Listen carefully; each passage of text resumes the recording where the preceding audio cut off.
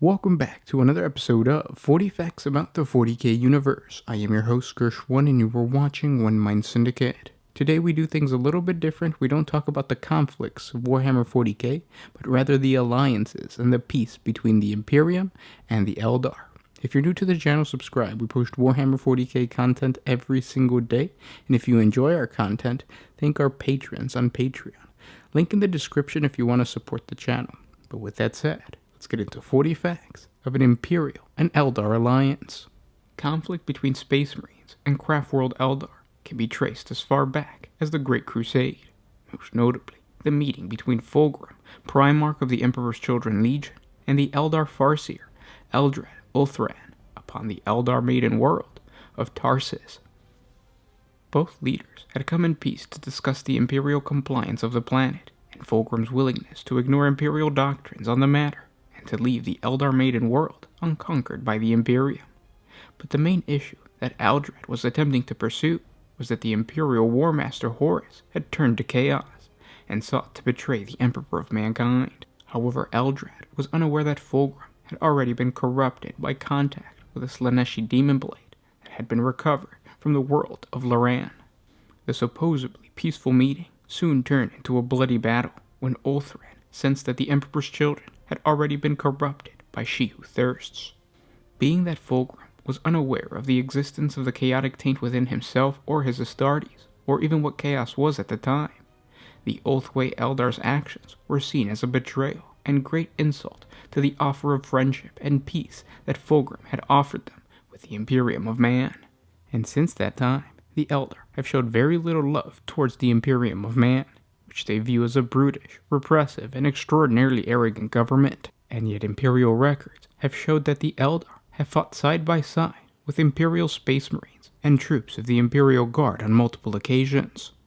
In the late 31st millennium, a vast Imperial force comprising of the 52nd and 124th Valhallan Imperial Guard Regiment led an invasion to the ice planet of Klein to prevent a sacred Eldar temple of Isha from falling into the hands of the Imperium. Biltan and Lugganath each field their most potent ghost and aspect warriors in a unified force, partially because of the strange ethereal blizzards that plague the world and the stubbornness of the Valhallans.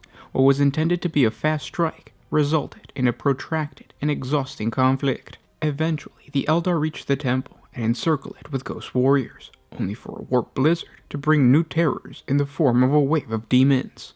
An uneasy alliance is struck between the Eldar and the Imperial forces to purge the planet of frost-blighted Slaaneshi warp horrors. However, the Eldar have a greater plan, and lure the demons and Valhallans into a bloody conflict against each other that greatly reduces the numbers of each. Though the Valhallans are finally victorious against the warp spawn, the Ghost Warriors easily rout the exhausted Imperial survivors. Another rare instance of Imperial and Eldar cooperation came when Gabriel Angelos, the current chapter master of the Bloodraven Space Marine chapter and former captain of the chapter's 3rd company, visited the Imperial planet of Loran 5. Even stranger, the planet was under threat from an Orc and Chaos alliance, while simultaneously a Necron awakening. Gabriel made contact with Farseer Taladir, who had been asking for him since teleporting to the Blood Angel's battle barge, the Litany of Fury. Ignoring accusations of heresy leveled against him by his own battle brothers, she convinced Angelos to allow her to take him and a small squad of Blood Ravens to a rip in the Eldari webway, in an attempt to reach the Eldari world of law, known to the Imperium as Arcada. There she hoped to find the last legendary blade of all and use it against awakening Necrons. Angelos agreed, again ignoring all heretical accusations, and escorted Farseer Taladir to the planet. There they became engaged in a murderous battle with a Chaos Space Marine warband known as the Progenal Sons, and their leader, the infamous Chaos Sorcerer, Ahriman himself. The ancient Thousand Sons Chief Librarian wanted the Blade of Vol for himself, and only the desperate efforts of Taladir and Angelos, combined to a timely intervention by a troop of Harlequins, managed to force the potent sorcerer to retreat. To both his and the Farseer's surprise, Angelos was given the blade by the Eldar Harlequins, and upon returning to Loran 5, he provided the blade to Farseer Maka, who managed to destroy the Necron's awakening on the world completely, using a potent psychic ritual and the Blade of Vol. With their objective completed, the Eldari quickly departed, and their Farseer was not heard from or seen afterwards. The Coven of Isha is a secret pact between some members of the Ordo Xenos and the ancient Farseer, Eldred Ulthran of the craft world Ulthwé.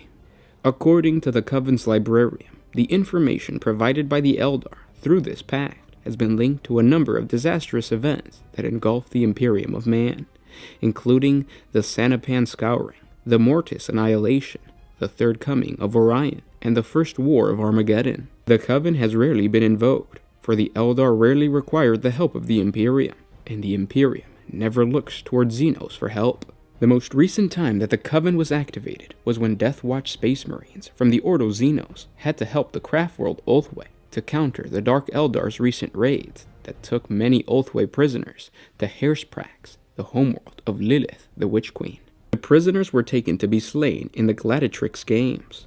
The great Eldar Farseer, Eldred Ulthran, knew that tricks were just for kids, and he created a special Wraithbone chamber hidden aboard the Inquisition's secret space station, located in the Ramugan subsector, for the Ordo Xenos, which could be used for communication between the Inquisition and the Seer Council of Ulthwé.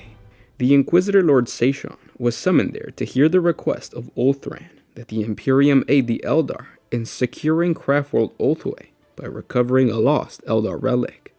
The Inquisition's Ramugan space station had stood for millennia, and dated back to the time of the Great Crusade, when the Emperor himself was still actively leading the Imperium. The station was home to delegations from three main branches of the Inquisition, the Ordo Xenos, the Ordo Hereticus, and the Ordo Malleus. The Seer Council of Ulthwé was convinced to accept aid from the Monkai, or humans, an action that some members of the council, such as Ruklo, saw as an insult, but the Emerald Seer and the Seer Eldrasin, who had been chosen to serve on the Council of Ulthran, insisted on accepting the humans' aid. At last the decision was made. A Deathwatch kill team departed from Ramugan on the frigate Lance of Darkness, by order of the Ordo Xenos, to recover the relic for the Eldar and uphold the Coven of Isha. The war began when an Eldar strike force sent by the Baeltan craftworld emerged from the webway over Talaran and struck from the skies without warning or explanation. The reality was that they were looking for the curses of Alganar, an artifact of evil from before the fall of the Eldar. Unfortunately, this powerful relic quickly became a powerful warp gate, and the screams and wails of the damned souls of chaos filled the desert planet. The human commanders of the Talaran Desert Raiders called the truce with the Xenos and hurried to the Eldar lines, where the alien seers sat waiting. The two allied races fell back before the chaos onslaught. Many were caught and destroyed in the early confusion, but the chaos advance was slowed by the merciless hit-and-run tactics of the Desert Raiders. Humans led Eldar jetbike riders into the attack, and soon the Talaran and the Eldar were able to regroup. As the demon hordes advanced beyond the boundaries of the portal, their powers waned, as if they were dependent upon its proximity for their power. With skill and cunning, the Talaran drew out the forces of Chaos's battle line. Choosing their target carefully, the Talaran launched one attack after another, always retreating before the Chaos hordes could turn to meet their fire. It was a tactic calculated to drain the power of the horde, and it worked marvelously. With this tactic, the Eldar saw that it was time to hit them hard. With a furious charge, the Eldar and the Talaran threw their remaining strength against the gibbering hordes. It would be the last effort that would result in absolute victory or utter defeat. The Chaos hordes shuddered, and the bodies of the demons seemed to fade and dull. The crackle of energy died, and the sparks of life vaporized into the oily air. Many lay dead, human and Eldar warriors alike, but it was a victory nonetheless over the forces of the arch-enemy of both people. And those were 40 facts on an Eldar and Imperial alliance. I hope you guys enjoyed this video. If you did, don't forget to share it with your friends. If we missed any alliances, I know there's a couple Rogue Trader and Harlequin alliances that we didn't talk about, and some Inquisitor and also Harlequin alliances that we didn't talk about. So comment down below, let me know what we missed, and we'll create a part 2. If you enjoy our content, thank our patrons on Patreon. It's because of them that we can actually create these videos for you guys. If you guys want to support us, link is in the description. It's $1 a month. But thanks for everything, and I'll talk to you tomorrow. This is Gersh1 with One Mind Syndicate signing out.